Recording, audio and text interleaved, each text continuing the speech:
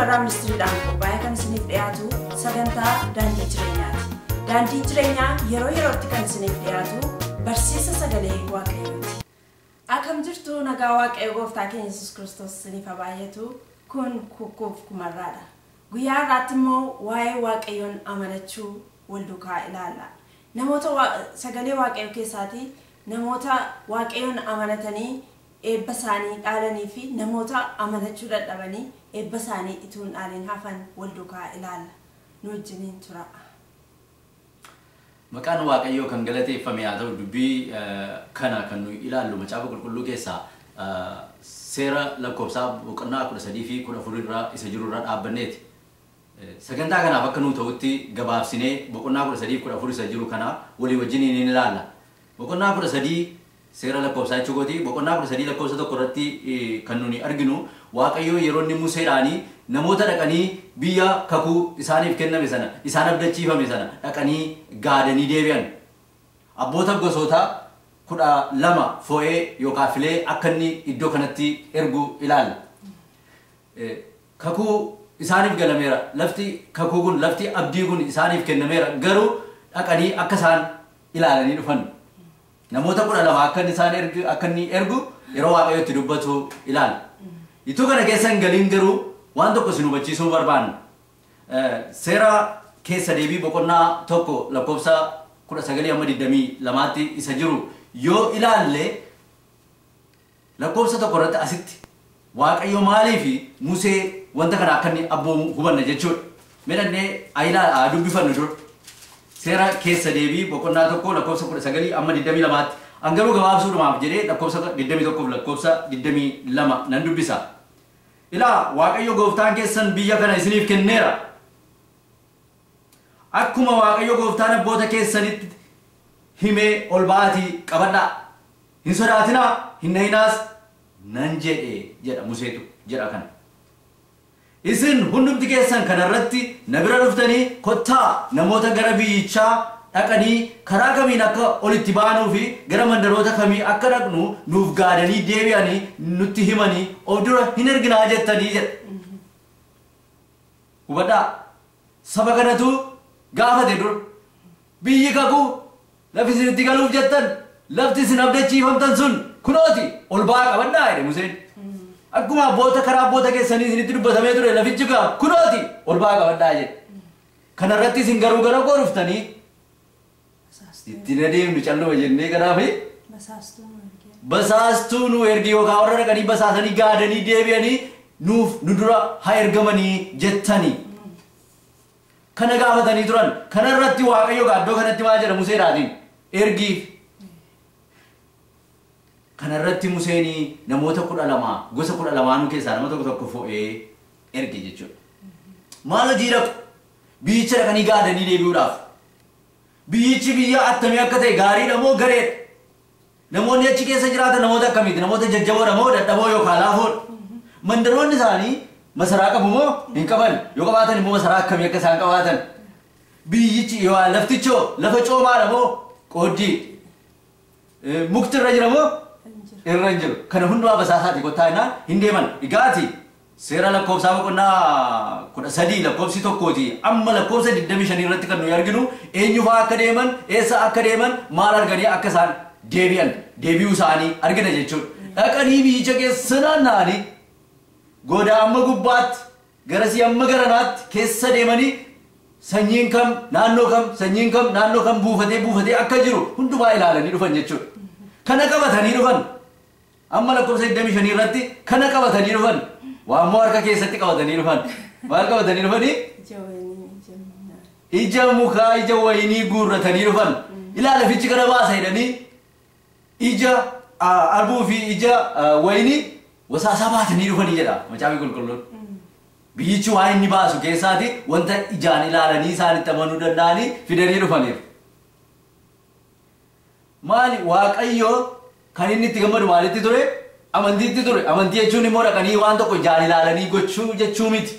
Maal jechuudha amantii jechuun gaatii asitti itti wanta sana hin argin Waaqayyo already isaanitti meera waan ta'eef ittuma akka adeemuu isaanirra ture jechuudha. Isaan garuu dhaqanii namoonni basaasanii dhufanii akka itti himan maal akka fakkaatu barbaadan.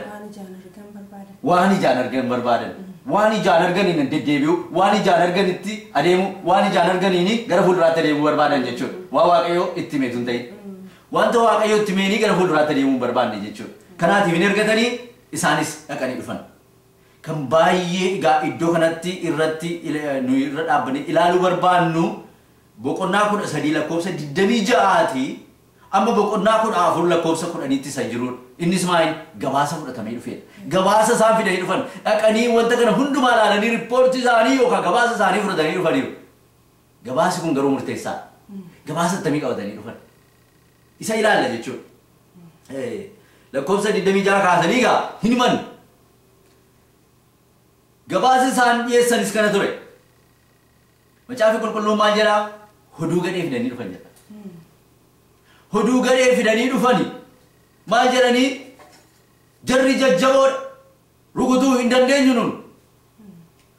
Wanta namoota nuyi rukutuu dandeenyu miti isaan jajjaboodha. Dheeroodha.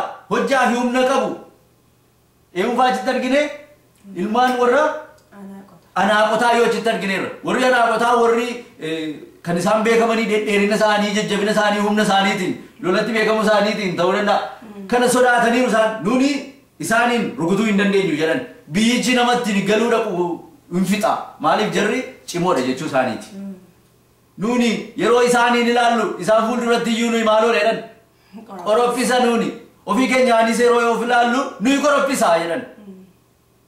Hoduu gadhee kana fidanii dhufan jechuudha. Gaafa riippoortii kana dhaga'anii sabni gungumuutti ka'e jedha. Sabni Musee irratti gungumuutti ka'e, sabni Waaqayyo irratti gungumuutti ka'e jedha. Summii facaasan jechuudha. Hoduu gadhee fidanii summii dhufanii uummata saba keessatti facaasan.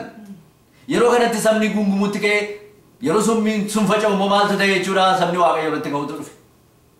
Kanaaf maal goona jedhan? Nuni kana gaam itti adeemnu jedhan. Waan achi jiru dhaga'aniiru gaam itti adeemnu nun maal goona malee? Boodatti deebina malee. Dura buutuu fo'annee gara Gibxitti deebinaa jedhan. Nuyi dura buutuu fo'annee gara Gibxitti deebina. Dura buutuun isaanii garuu eenyu ture amma har'aatti? Waaqayyo Waaqa jiraataa ture maqaa Waaqayyo galateeffamee haa ta'u. Waggoota lamaan darban keessatti jechuunis erga gaafa isaan Goshemii gabrummaa jalaa ba'anii deemuu jalqabanii kaasee Waaqayyotu isaan geggeessa ture. Karaan yeroo itti cufamu Waaqayyotu banaaf ture.